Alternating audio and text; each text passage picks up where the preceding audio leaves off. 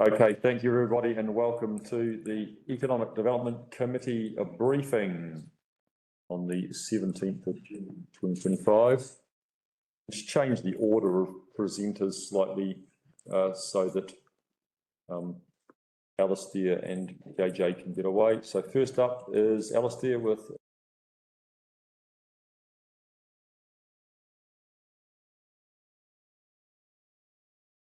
Thank you, Mr. Chair. Thank you, committee members. Go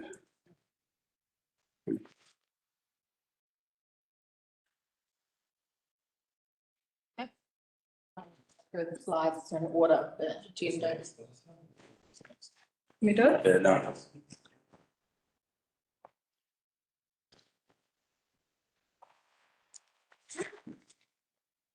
Okay, I'll take the report as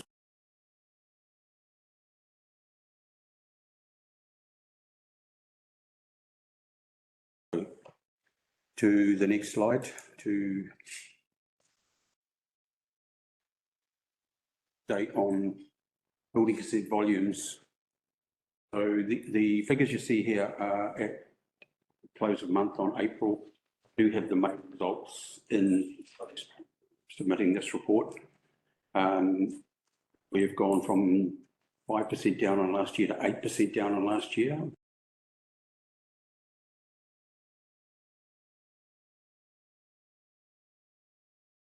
Starting to look a bit more promising, so we're hopeful that that's a sign of the times coming for the second part of this year, which seems to be in line with what the IE predicting. Cool. And I think too, looking at the activity that's going on around these subdivisions as well is giving us a bit of encouragement. So yeah, so the red line is obviously showing this year versus the dark blue line.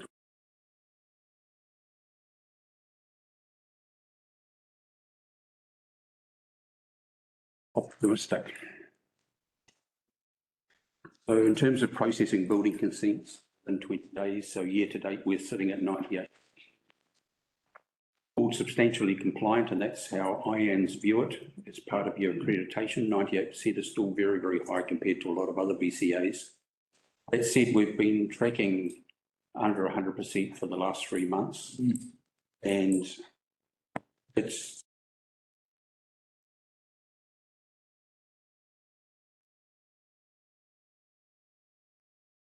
it gets quite challenging when you've got a difficult consent application and you've got multiple requests for information sitting out there, and all of a sudden all the information is coming back on late days, and it's the time it takes to get through these RFIs and closing them off. So the statutory clock is backdating itself to the time the actual response came in.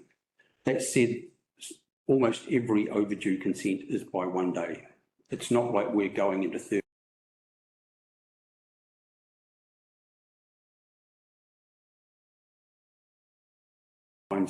It's the time it takes for the specialist to conduct a structural engineering review or wastewater, stormwater system design where it's quite complex, and the time it takes them to come back. They may have raised a request for information, so it's putting pressure on the BCA to process those consents. But again, it's still a good statistic. Very good to ask questions as we go. If you'd like to, go ahead, Councillor Lambeth. These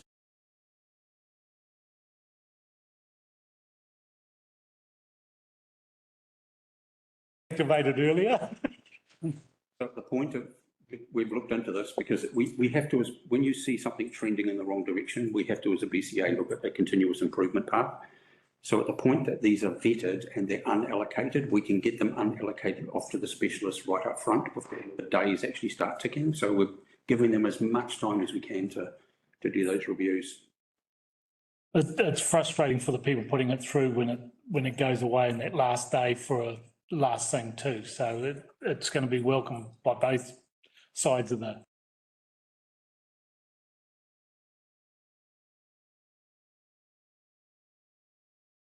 Here, the government announced a new performance measure that they're going to be putting onto BCAs.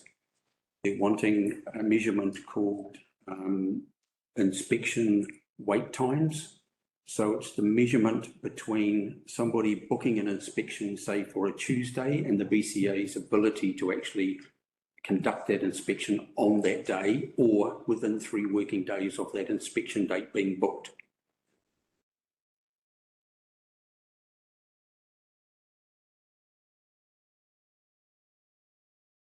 So I actually shared these graphs with MBIE, and I'm pleased to say in the last, so from 1st of July this year through to the 31st of March, all complexities of building, residential 1, 2, all the way through to commercial 3 are at 100%. We're meeting every inspection within 3 days, and the only time we've missed, it's 99.9%.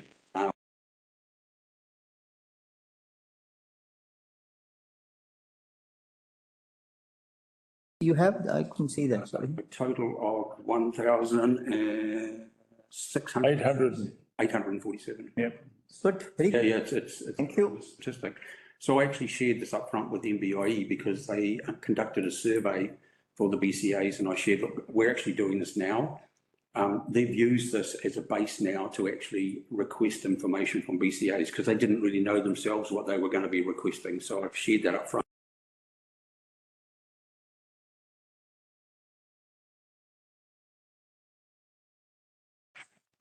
Inspection. The surveys, we measure by month, but the quarterly results. So for processing Q1, we were 71%, 88% for Q2 and 100% for Q3. With inspections, they are typically up around 100%. We've had some really, really good favourable feedback from processors, not in every case, but from agents.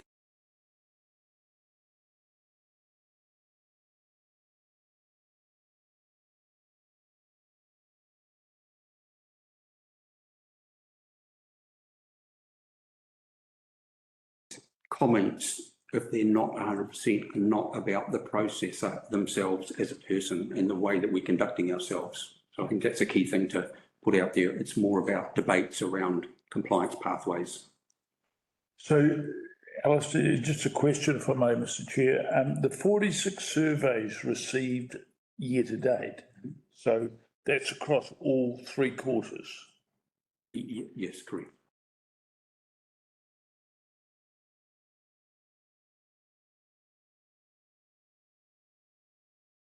We've had a lot come in for May, which is good. It'll bring these numbers up. So that was 46 received since July 1 last year. So there was an element of these people not really subscribing to the whole concept, and now it's starting to pick up.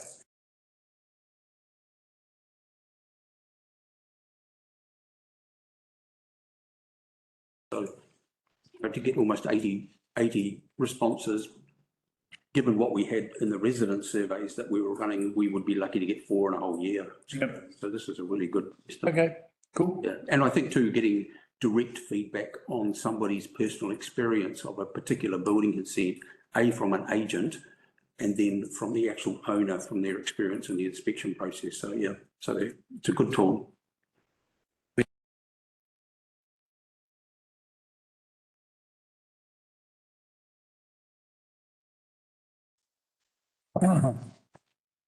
Objective Build has been working hard on a remote inspection module. They've been working with an off-site specialist, and I think it was Zeit was the company they were working with, that have now elected to actually continue to develop their own bespoke software. I'm working with Auckland Council on some specific training to actually conduct remote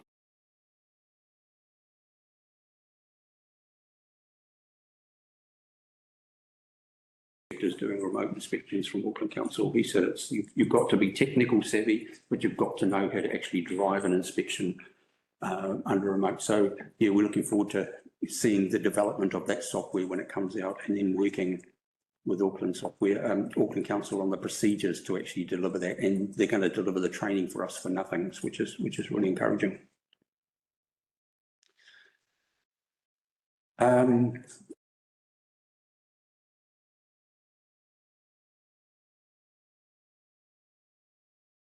a graph around processing days. I'll talk a little bit about this graph, important.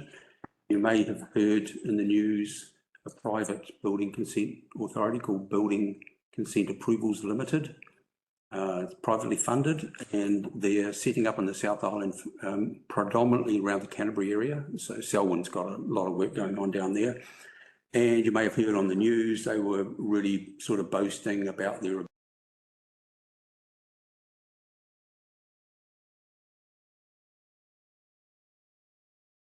not proposing to take on the more complex building consents. They're going to leave that with councils. So I thought, well, I'll look into how well we're performing in turning around our building consents. So for residential one, which are building consents all the way from simple fireplaces to small dwellings, we're turning those consents around on average at 6 days, of which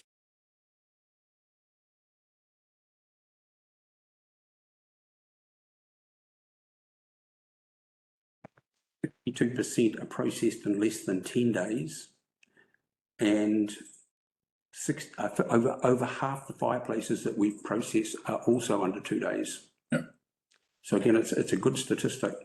Residential 2 is a little bit more complex than residential 3, has a lot of structural engineering design, so naturally you would expect the processing days to be up on those. So we're turning those around in 13.8 days and 16.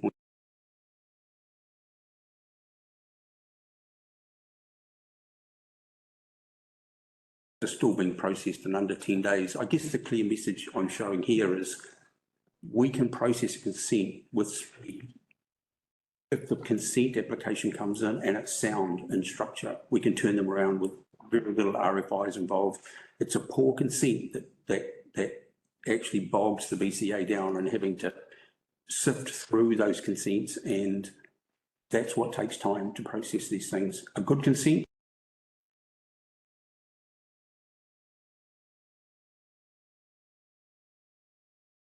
just worth sharing with you, you know, the BCAL are really boasting about how well they can turn it around. Well, you know, we can compete with that. Do it. Yep. Building forums, of course, district plan. I think we would like the resource consent team to come and join us and sharing a bit more about that when the information becomes probably through the consultation process. And I think we've got something a bit more concrete that we can share with them, but also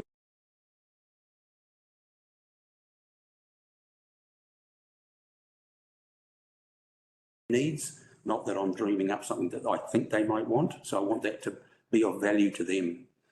And as I talked earlier, remote inspection software late 2025. The building projects, we've had our first consent granted for a residential home in Mangawhai Central, Platinum Homes. It's a land house package. 5 housing companies in there at the moment. Platinum.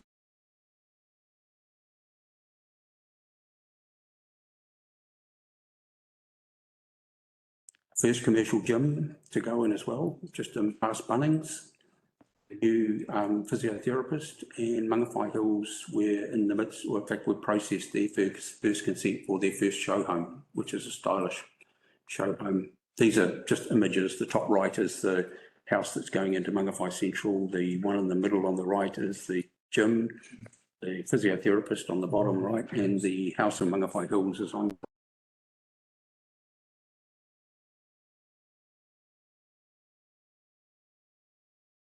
Great. See the numbers grow, yeah.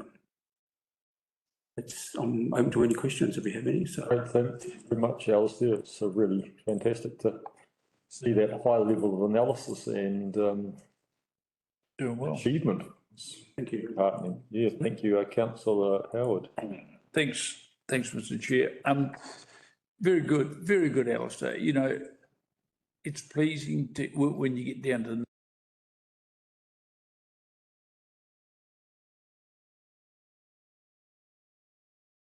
we're talking about, and I'm pleased to hear the optimism about what's going to happen in the second half of this year.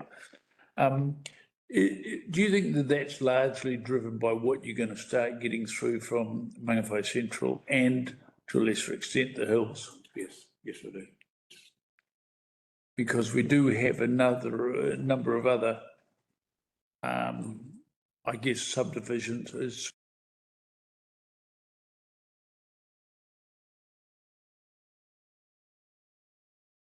they're splitting these lots up and for the very reason of actually selling it and someone building on it. So yeah. yeah, it'll be interesting to see where Granny Flats will go. I know little about that at the moment. I guess in terms of this presentation, you know, I'll be able to probably gather some more thoughts around that and share more on that in future with you. But yeah, but you know, the council still has a role to play in that when you read Oh, yeah. moments.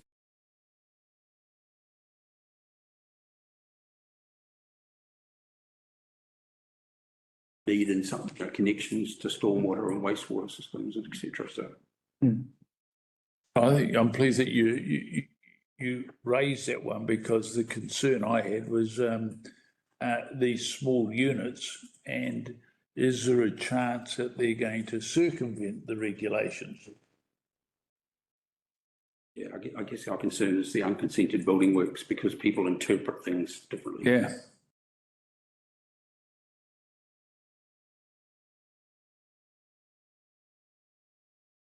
The objective building, and you said that you 1800 consents and all, which you magically did it in under 3 days. The software you have proposed, report software. So is it launched at the moment? No. Is it working, or have you seen anywhere working in any other council? This one? Through the chair, no objective build at this stage are yet to release.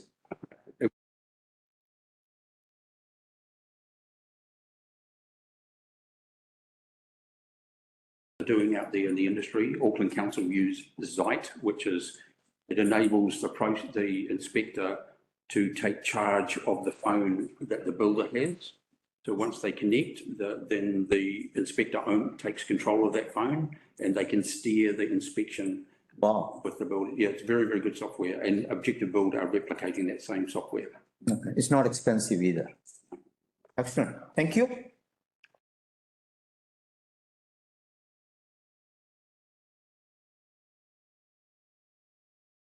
Manager today, are you, JJ? Definitely. All right. Thank you very much. We're going to now go through the consents activating growth June 2025 update. Thank you. Thank you, Mr. Chair. Good afternoon, councillors. I'm just presenting on behalf of Lloyd, who's away, and he did tell me that he circulated the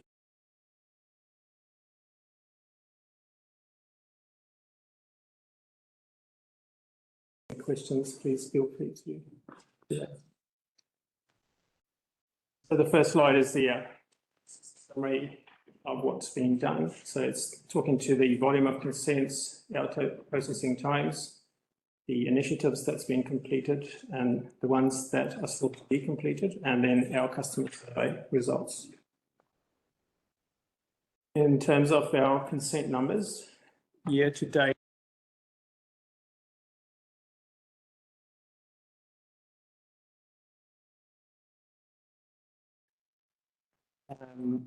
there's a few significant applications in those. Quite Central, quite Hills, Stage 1, The Rise, and then Moonlight Heights. Some of our resourcing, we are carrying the vacancy for the senior planner as well as principal role. So there has been a moderate increase in the consultant use, correlates with the number of consents that's come in. I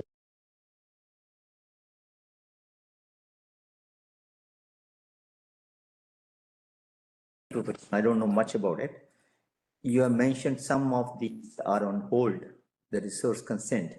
So my question to you is why and how long?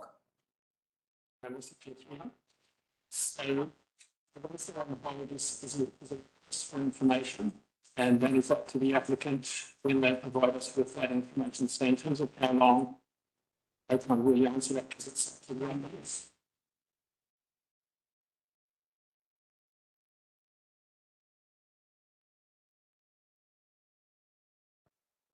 JJ, just to expand on that, that could put a lot of expertise impact on the applicant, couldn't it? Some of those things, like a lot of them aren't just crossing a T and dotting an I. A lot of them could have a full research, which could be a good 6 months. Yes, that's correct.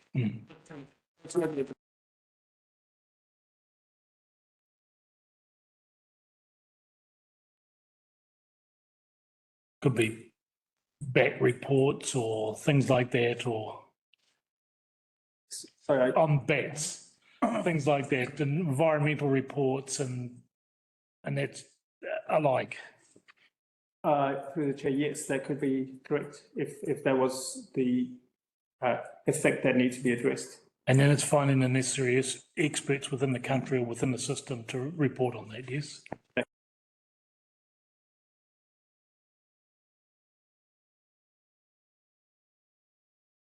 Matter of RCs on hold. If I use the example of Moonlight Heights, one subdivision, 181 lots. So it's on hold, pending further information, but mainly around infrastructure. Is this to do with roads or sewage, or is there something significant holding this up? Mr. Chair, through you. I would have to check that.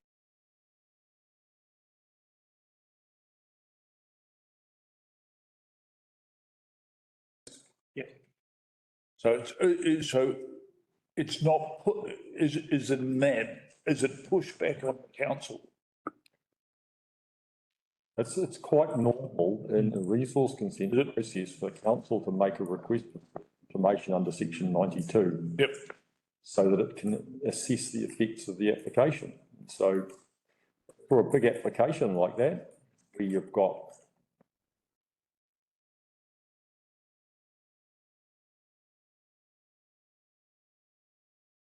expect them to take a number of months to go out to their experts and provide all the information requested from council. So quite normal. Oh, that's cool. So Council to ask for it. yeah, it is what we're asking of the applicant, of the Council's got out and said, thank you for your application. We have gone through your application. We want some further information. This is what we'd like. It's, Council doesn't really have any control over how quickly that, it's up to the appreciate that. applicant. It's on.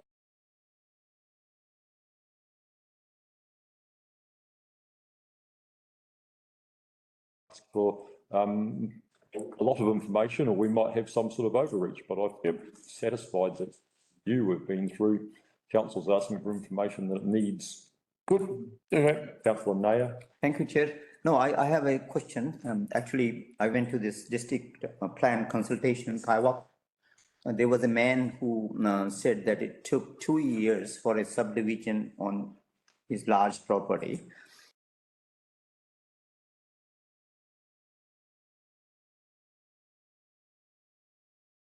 These things which he can do. So my question to you is obviously, what was the average before and what we are, obviously we are going for betterment, but what was it like 2-3 years quite normal as the chair has appointed, or what's the average resource consent? Through you, Mr. Chair, so I don't think we can answer that, Councillor Nair. I don't think we have the data right to hand. I do have it. Oh,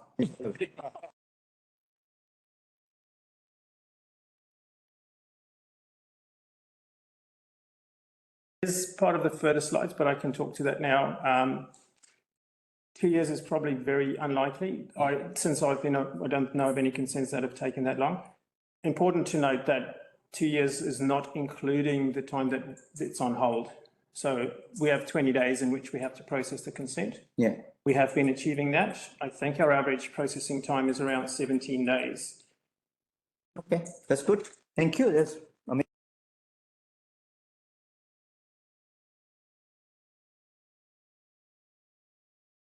Just a visual representation of Mangawhai Central, the different stages. Then one of the stages includes a G, just to confirm that the NRC consent has now been obtained, so that can be completed as part of those conditions of consent. The Mangawhai Hills first phase, 57 lots, that's what it looks like.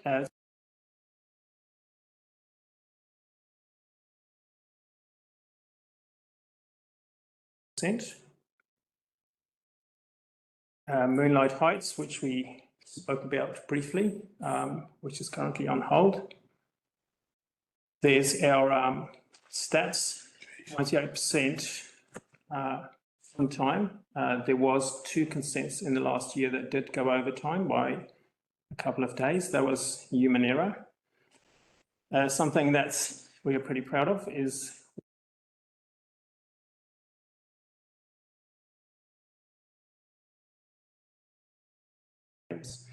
with an average day down to 15.5, not 17. Yeah. So pretty good. Very good. And if you do look at the reports, you might see some of our neighbours and where they placed, so quite close to us. So, yeah. Then we're looking at the improvement initiatives. As I said, I take this as being read. So the green ones have all been done.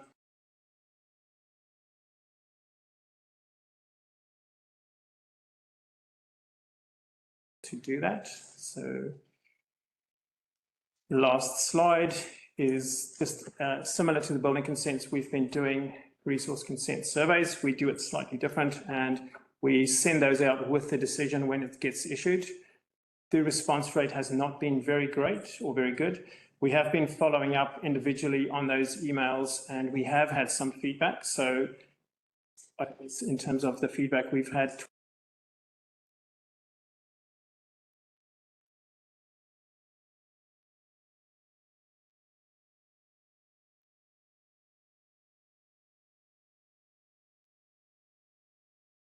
there was a 75% overall satisfaction rate.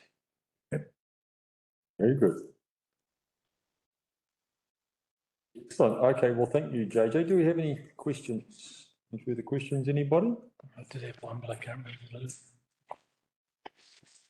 Oh, yes, yeah, I've got one. The Moonlight, Hills. I see Earth.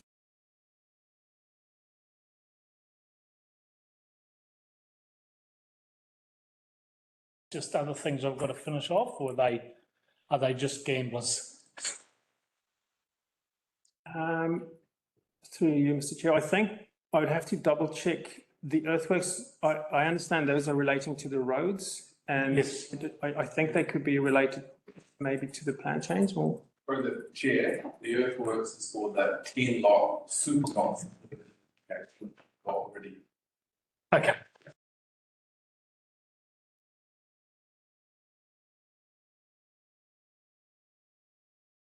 Ended up having a couple of small triggers of the discounting of fees regulations at all, or are Yes, for those 2 consents that went over.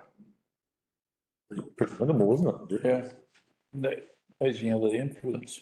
So thank you, JJ. Appreciate it. Thank you very much. Thanks. Thanks, Jojo. Okay. Next up, we have our economic development.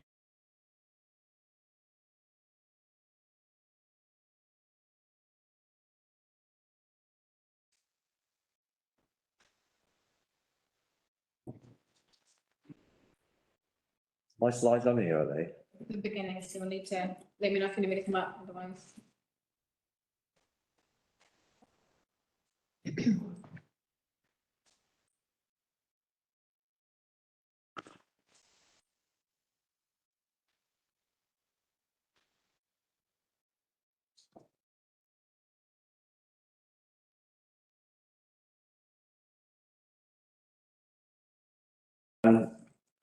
So I'll take the report as being read. I won't go over it again like I do every quarter because it's a lot of the same stuff. I would talk about our stakeholder engagement. I would say that having gone through the recent contact list update that I did for our website launch, I realised that I've had 180 meetings.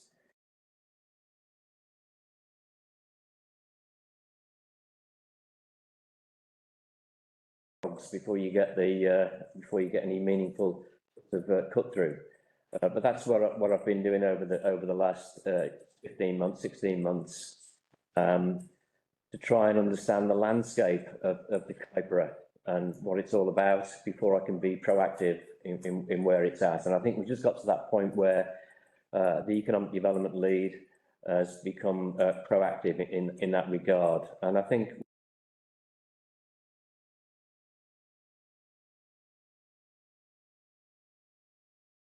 this that you've got in there in that report is the meeting before last, which highlights some of the discussion points we've had and some of the action points that I've been sort of commissioned to achieve over the next month.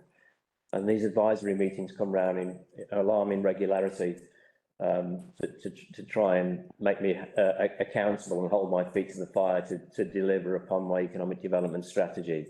So I've been doing that with vigour.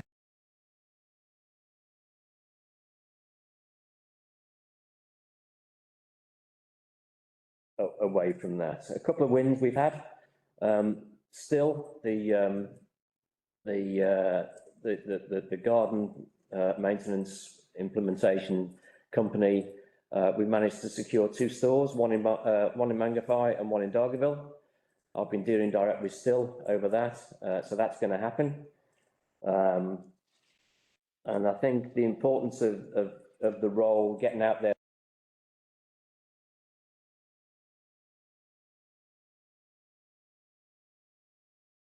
So just a conversation that Michael Day and myself have had over email in the last couple of days is how we can facilitate growth by smoothing the path with talking to businesses, you know, through the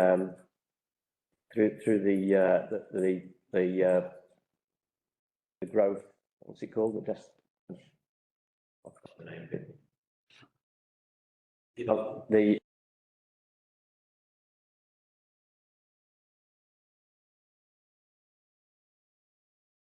Michael Day's project. District plan.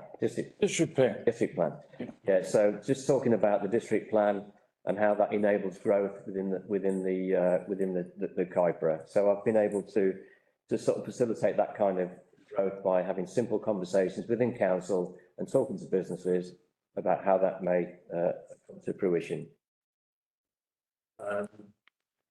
The medical centre.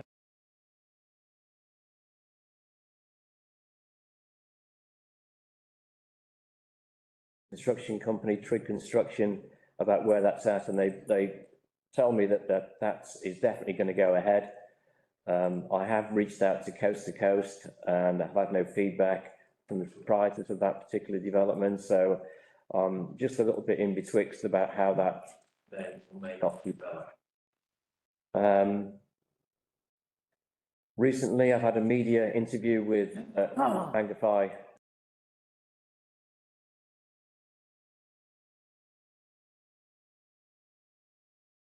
That interview went well, and I've asked for an interview with Lifestyler as well. Again, just to get my name out there and the role that I do, and hopefully create some interest and some economic development sort of progress. I think that's just about it, really, insofar as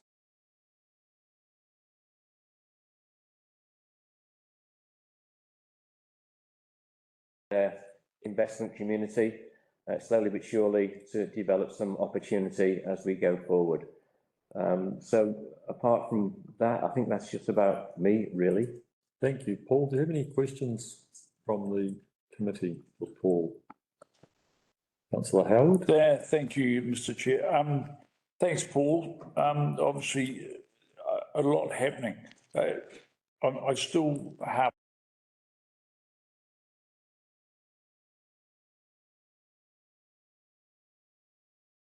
and I was told only 2 weeks ago that it was all basically on hold because of the roundabout that they had to put in.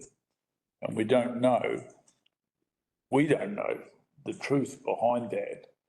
But at least in Margan has called meeting Yes. for all interested parties. I sent something to you. Thank you. Like, yeah, yeah, yeah. So hope That's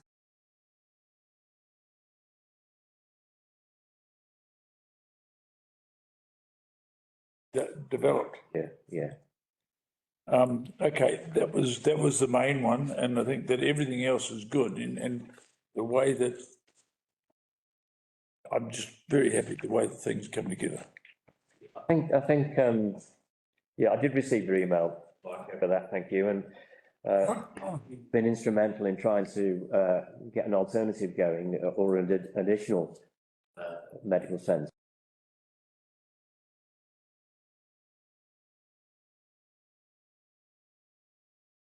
The proprietors of Coast to Coast, but Donald Trigg tells me that it is going ahead, but I have written to both Nancy and Tim Malloy. I've had no reply. Yeah. I actually fear the worst. Whether it's a funding issue, I don't know what it is, but there's something awry. We need to pursue the other through Ian Morgan. We've pulled a whole range of people together.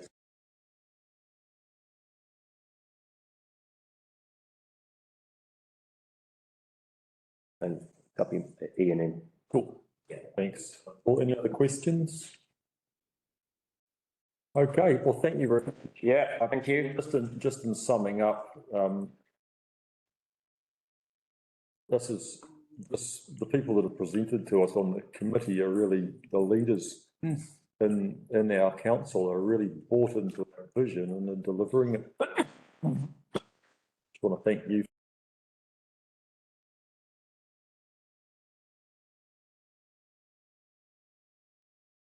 The excellent work that Lloyd and JJ are doing in Consents, and the excellent work that Paul and Misty are doing, as we've seen with the website. And Paul, I'd have to say that I like the way that you expertly summed up and encapsulated what we saw On Friday, yeah. Jeff Wearmouth. Yeah, yeah.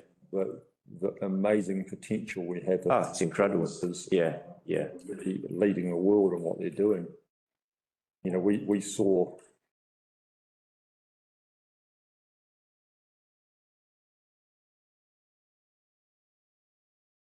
for lifting up the servicemen onto Black Hawk helicopters, selling them into the international military. Yeah. That's the skill we've got going on right on our doorstep, quietly driven past 100 times, never really known what was happening, thought it was just scaffolding. And the entire Hercules fleet as well in Australasia. Yeah. So, yeah, Jason, if you could pass that on to your team, thank you for the excellent work that's been delivered. I think this committee is useful in helping to keep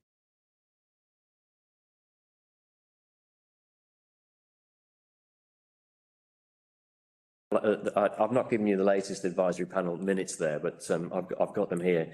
And one of the items that they raised was what's happening with the economic development lead role after January 2026. And, you know, it would be a shame not to continue, whether it's me or whether it's somebody else, but somebody needs to be in role. And the role has developed into it's a full-time role. It's not a part-time role. Yeah. And I know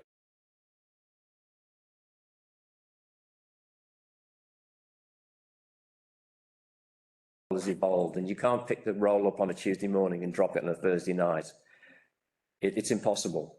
And we met on Friday, for instance. I've got a JRED meeting on this Friday. So it's just to get minds thinking about what that role might look like if it's possible to continue after January 2026 and what that might look like. Because it'd be a shame to undo all this good work that's been done and all the contacts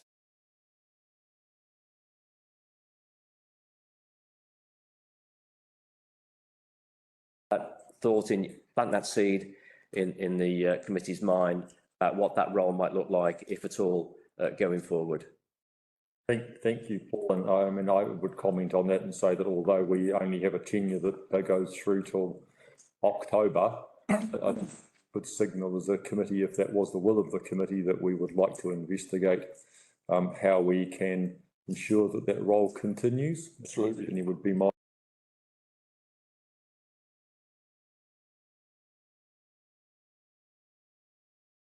we cannot promise which we don't know. So I will reserve my comments on that. Thank you. Yeah, thank you. So as a perpetual council, we can give direction now on how we would like to see things go forward. Does anyone have any comment? Mr. Chair, I'd definitely endorse what Paul has said, and in fact, what you've said is that all things being equal, that we do need an economic development lead. We do need that focus. It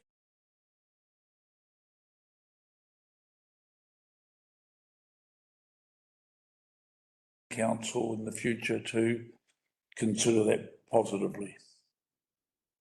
Thank you, councillor Howard. It's not about what you can't manage, what you can't guarantee at the moment. It is a matter of received direction. Right, thank you. Okay, thank you, Jeff. Declare the briefing closed.